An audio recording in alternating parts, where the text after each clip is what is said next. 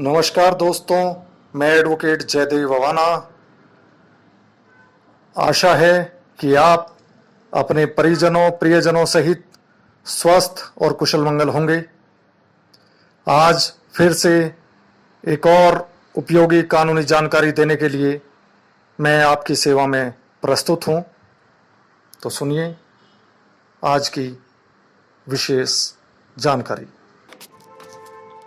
दोस्तों, अगर मैं आपसे पूछूं कि पीआईएल यानी जनहित याचिका कहां दाखिल की जाती है, तो आप वकील हों या ना हों तुरंत बोल देंगे कि सुप्रीम कोर्ट में, या कुछ लोग कहेंगे हाई कोर्ट में।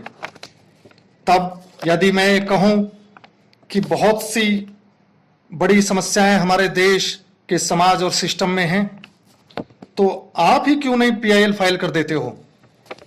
तो या तो आप उदासीन होकर बोलेंगे या फिर बड़े स्मार्ट बनकर बोलोगे कि सुप्रीम कोर्ट या हाई कोर्ट बहुत दूर स्थित है हमारे निवास या कारोबार स्थान से, और वहां वकीलों की फीस भी बहुत ज्यादा है, उनके 10 नखरे अलग से होते हैं।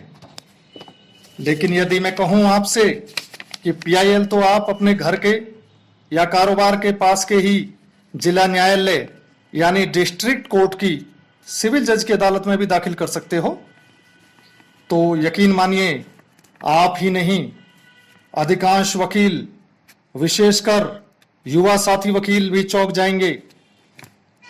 लेकिन ये सच है। चलिए मैं आपको कानूनी बारीक तकनीकों से हटकर आपकी सरल सहज भाषा में ही बताता हूं।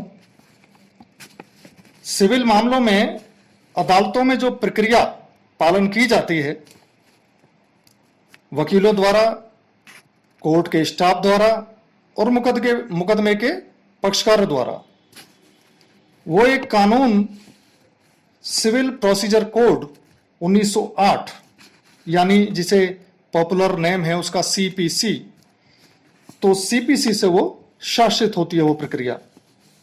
उसी सीपीसी की धारा 91 यानी सेक्शन 91 में ये शानदार प्रावधान है कि पब्लिक न्यूसेंस या उसके जैसा ही कोई दूसरा दोषपूर्ण कार्य आपके एरिया में हो रहा हो और उससे जनता पर गलत असर पड़ रहा हो या पड़ने की संभावना हो, तो उसे रोकने की घोषणा या व्यादेश, जिसे हम स्टे या इंजंक्शन कहते हैं, उसके लिए उस मामले की विशेष परिस्थितियों में समुचित रिलीफ लेने के लिए मुकदमा कोई भी 2 आदमी या 2 से ज्यादा आदमी दायर कर सकते हैं। भले ही ऐसे पब्लिक न्यूसेंस के दोषपूर्ण काम से उन मुकदमा दायर करने वाले लोगों को निजी तौर पर कोई विशेष नुकसान ना भी पहुंचता हो, इसलिए इसे पीआईएल की प्रकृति का मुकदमा कहते हैं, क्योंकि दोनों के लक्षण और उद्देश्य यानी मकसद मिलते जुलते ही होते हैं।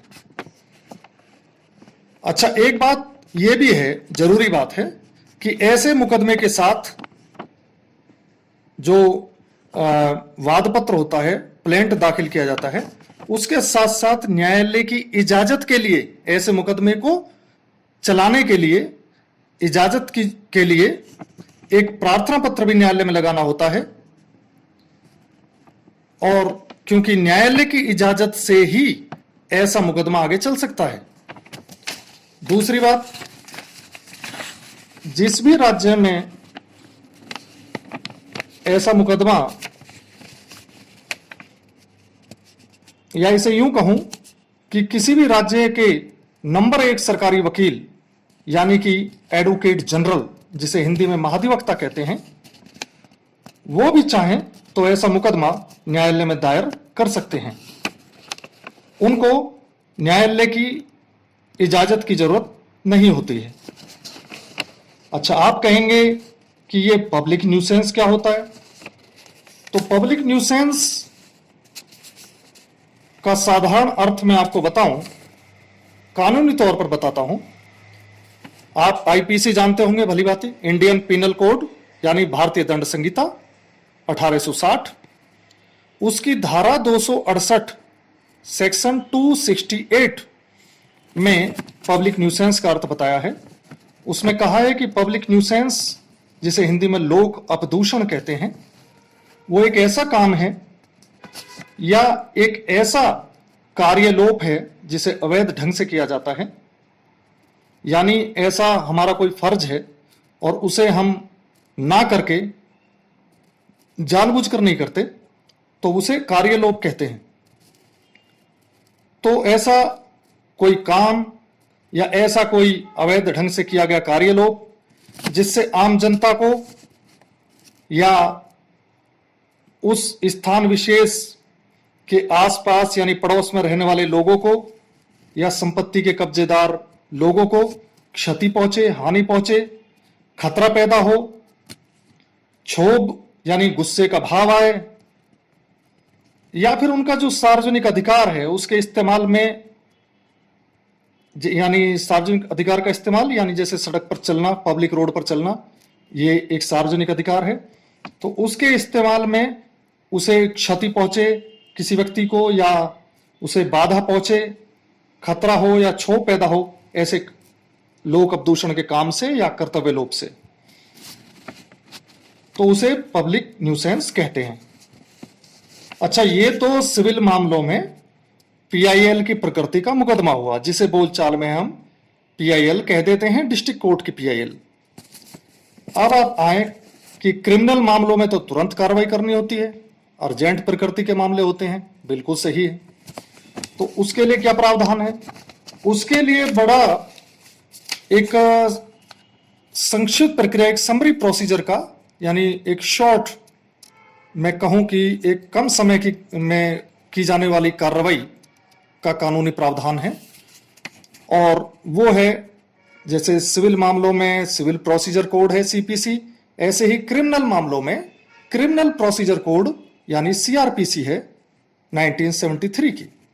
उस सीआरपीसी की धारा 133 से 143 तक में ये प्रावधान है कि कार्यपालक मजिस्ट्रेट यानी एग्जीक्यूटिव मजिस्ट्रेट, जिन्हें हम city magistrate, SDM, ADM, DM इनके रूप में जानते हैं, तो वे अधिकारी स्वेच्छा से आदेश देकर के ऐसे पब्लिक न्यूसेंस के क्रिमिनल एक्ट का निवारण कर सकते हैं, उसको हटा सकते हैं, उसको समायोजित करा सकते हैं ताकि पब्लिक न्यूसेंस ना हो, या पुलिस के बल प्रयोग की सहायता से भी वो इस काम को करा सकते हैं।